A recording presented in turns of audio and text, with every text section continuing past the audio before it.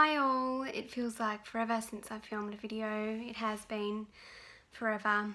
I don't really know what to say in this video or where to start. 3 weeks ago today we lost someone who we adore, Tim's beautiful mum, my mother-in-law. I knew filming this video wasn't going to be easy. If you follow me on Instagram and Facebook, you'll have read my posts and kind of have an idea of why we've been absent and what's been going on, but I've had quite a number of people message me asking what's happening, and I thought I should sit down and film a quick video to explain what we've kind of been going through in the last 3 weeks. The last 3 weeks have felt like a nightmare that we've just so badly wanted to wake up from. It all happened very suddenly, unexpectedly, very quickly, and none of us were prepared. I mean, you never prepared for that moment to say goodbye, but this was just such a shock. It still is such a shock. On Wednesday the 21st of March, we all got a phone call to say that my mother-in-law Kath had a stroke and was in an induced coma in the hospital. We all flooded to be there from work and arrived at the hospital at about 2:30 in the afternoon, and just the nightmare began. Seeing her hooked up with all the tubes was very confronting, and to learn that she wasn't going to wake up was really, really awful. We stayed, the whole family stayed the whole night. We weren't sure when she was going to pass, so we, even though she was hooked up to a breathing tube, we were told that she may still pass during the night. So we all stayed. Tim had about an hour's sleep on my lap. I didn't sleep. Most of us didn't get any sleep. By the morning, we all made the decision to take the breathing tube out. At about 9 o'clock in the morning on the 22nd of March, she passed away with us all in the room with her.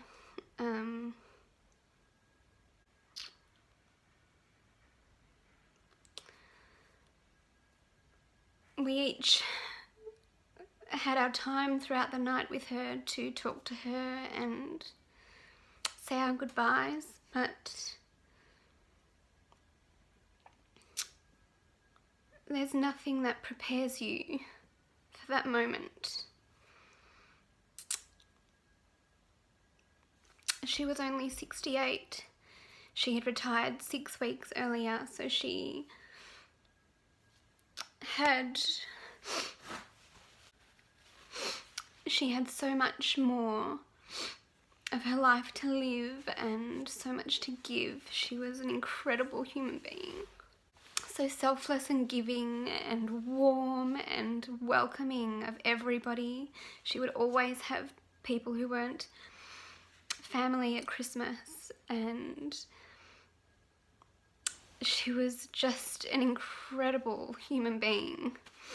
And that showed at her funeral. There were over 200 people. The church was filled with people. She was adored by everyone. As I said, she retired 6 weeks earlier, and her work were all devastated that she was leaving after being there for 17, 18 years. They were so heartbroken that she was leaving because she just had such a spirit and energy, warmth. She would talk to you and you would feel like the most special person.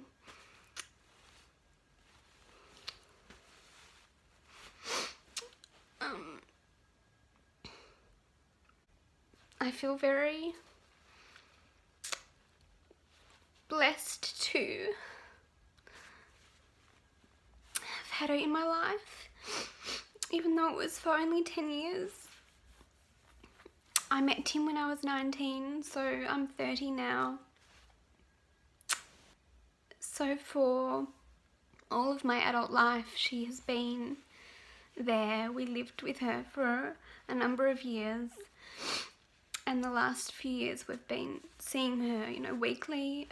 She's a massive part of our lives. Tim and I always looked forward to seeing her on the weekends and spending time with her.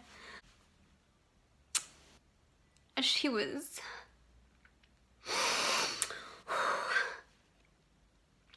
one of our biggest supporters and encouragers, and would read every one of my posts, and really wanted us to become, and wanted so badly for Tim and I to have the baby that we've been trying to have, and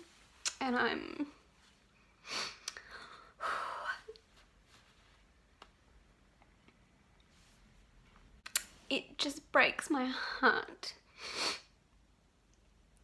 that I won't get to see her holding our baby, because she's one of the few people I just longed for that day to come. I just wanted to see her holding our baby.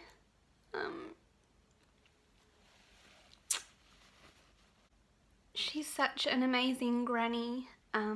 Tim's brother and sister have children, and she was the most incredible granny, and I was really looking forward to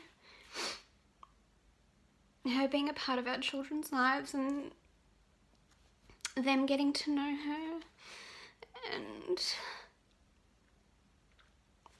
knowing that's not going to happen is heartbreaking, not only for us, but I wanted that for her. I wanted her to share in our success, after all of the heartbreak and everything she'd been through with us, all the disappointments. I wanted to give her that joyful news.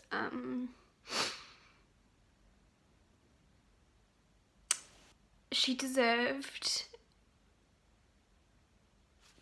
more years than she was given. She deserved many more years to enjoy her retirement and do what she wanted to do, and it's just not fair that she was taken so suddenly, and so soon. I returned to work this week. I've taken today off. I woke up feeling sick to my stomach. I had a stomach ache. Yesterday at work I was feeling very anxious, very just uneasy, very angry, frustrated, irritated, annoyed, lost, helpless. It's a tough thing to wrap your head around, not having such an important person in your life anymore.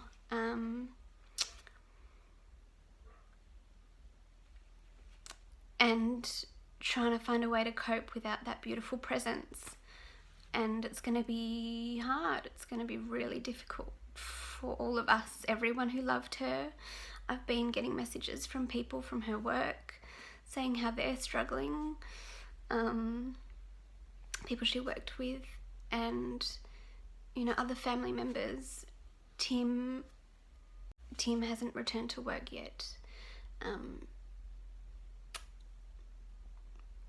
He was a massive mama's boy. I'm just trying to be there for Tim and give him the support he needs while trying not to fall apart myself. But we're being there for each other, and we're just trying to remember and remind ourselves what Kath would want us to do, and I don't know, I don't really know what else to say.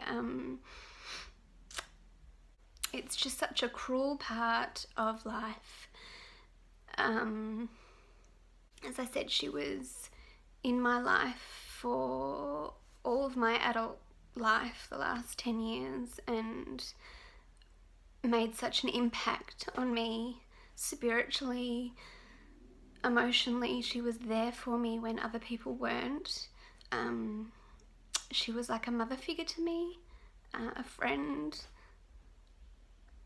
She was a pillar of strength for everyone. She was the person people would go to, and we did our very best to make her feel loved and appreciated, and oh God, I appreciated her so much. She will continue to inspire me. Everything she did with such creativity and grace, and I'm gonna miss her. I'm gonna miss her a lot. And I think it's just gonna get harder as the weeks go on and we don't see her, all the big special occasions that she should be at, and she's not going to be. People have been asking, we were due to do our embryo transfer this cycle. I'm halfway through the cycle now, but obviously we cancelled it without a second thought. Wasn't happening. IVF is stressful at the best of times, let alone in the midst of grief and shock, and it wasn't even an option. I don't know when we'll do the transfer. Tim and I only briefly discussed it yesterday. Just said whenever we feel like the time is right, we may look at doing it in May or June. That's kind of what's going on. That's why I've been absent the last few weeks. I'm not sure when I'll do another video, but I'm sure you'll understand that I've just needed to focus my energy and all that I am on what we're going through. Tim, myself, the family, just, I mean, we've never planned a funeral before, and that was incredibly overwhelming. We haven't been able to find her will, so that's added to the awful feeling of so desperately wanting to be able to fulfill her wishes and not being able to, and we know there's one, but we can't find it. Turn the house upside down. It's been a nightmare on a number of levels, but we're just taking each day as it comes and trying to cope as best we can through the grieving process, and try to find a way to live life with her still alive in our spirits and memories. And I don't know how we're going to do it, but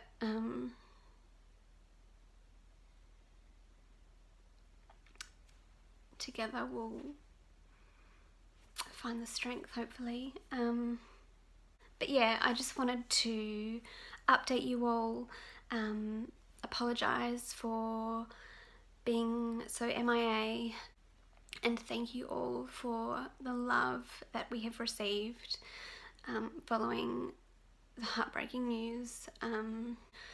It was Tim who asked me the other day if I was going to upload a video to let you all know, and he said you probably should let our YouTube family know.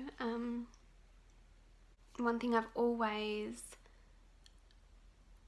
lived by is live with no regrets and spend as much time with family and friends as you can. You just never know what's around the corner. And I'm glad I did. I'm glad I took photos. I'm glad we made the effort and spent as much time as we did with her. And Tim said the same. You know, he doesn't have regrets, and that's all that matters. She knew how much we adored her and will continue to adore her, and I just wish it was different. Anyway, thanks so much, guys. Much love to you all.